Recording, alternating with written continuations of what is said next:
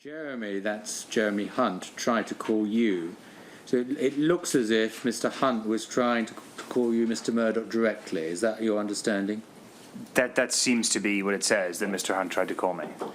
He has received very strong legal advice not to meet us today, as the current process is treated as a judicial one, not a policy one, and any meeting could be referred to and jeopardise the entire process. Jeremy is very frustrated about it, but the Permanent Secretary has now also been involved. Well, what did you understand by that?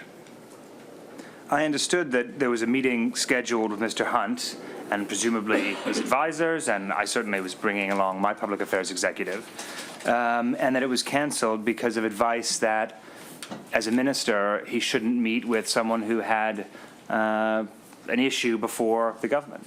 And again, Mr. J, I was seeking to have entirely transparent, conversations with policymakers and around the place, because by this point we were obviously extremely frustrated by the things we were hearing. Yeah.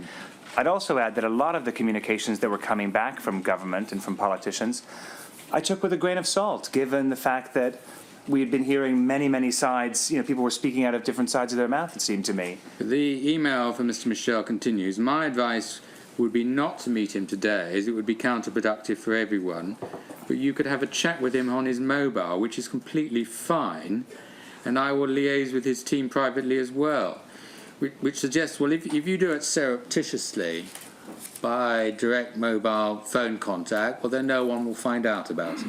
That's what this is telling you, isn't it? I didn't take it to mean surreptitiously. I took it to mean that maybe a small telephone call, he wanted to speak to you, would be fine, but there was no understanding in my mind that a telephone call would replace a meeting that was to be substantive, where we could make the case that we wanted to make. And I'm sure, by the way, there were lots of other things on the agenda to meet with Mr. Hunt on at that time, most notably the IP review, the Hargraves review, next generation access networks legislation, all of the normal things that actually we weren't able to discuss at all because of this this idea that we weren't able to have government meetings. Did you have a conversation with Mr. Hunt on his mobile phone or otherwise? I believe he called me to apologize for cancelling the meeting, but I don't have a specific recollection, but I think that's what's in the records.